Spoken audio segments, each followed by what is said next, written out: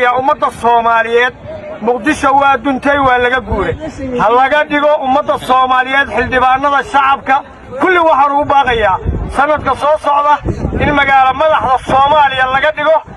qofta Garowe shacabka Buntland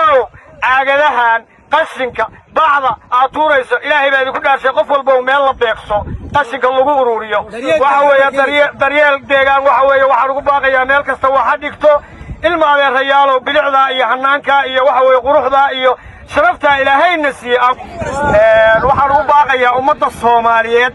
muqdisho waa duntay waa laga guuray ha laga dhigo ummadda Soomaaliyeed xildhibaanada shacabka kulli waxaan ugu baaqayaa sanadka soo socda in magaalo madaxda Soomaaliya laga dhigo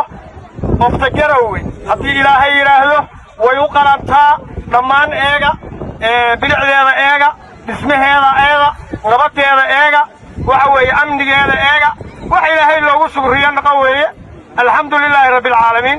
cadawga iyo ay leedahayna waxa weeye hadda waa la iska afjaray alxamdulilaahi rabbil caalamiin way afjaran tahay waxa weeye marka Soomaaliyaay waxa weeye Soomaaliyaay quruxda iyo hanaanka iyo bilicda eegta maantayna waxa weeye Soomaaliya magaalo madaxdeeda Garowe laga dhigo intaasaan idinku baaqayaa muqdisho inta maalin walba madaxweynaha la doortaa way sii duntaa farmaajo xoogaa ugu dhawaa waxa weeye waa lagu kacay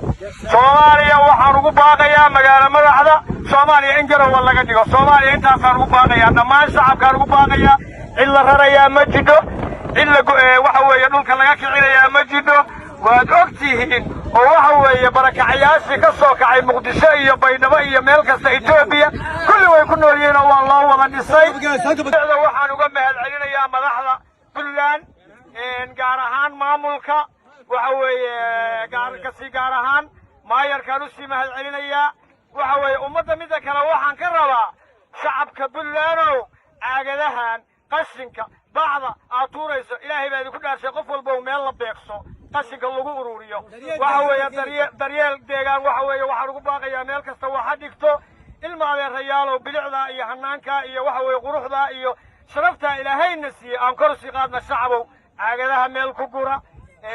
waxa weeye qashinka meel ku gura nadaafada kaliya inoo ilaasha madaxdeedu wayna hagaajisay innaguna dalkeena aan hagaagsan awalba waan hagaagsan jiray insha Allah biidnillaahi alkariim waa mahadsantihiin maayarkuna waa mahadsan yahay dhammaan ummadda Soomaaliyeedna waa mahadsan tahay waana idin salaamaya assalaamu calaykum waraxmatullaahi wabarakaatuh xukuumadda hadda jida mar labaad loogu celiyo mar saddexaad loogu celiyo mar afraad loogu celiyo mar shanaad loogu celiyo ilaahay baa idinku dhaafay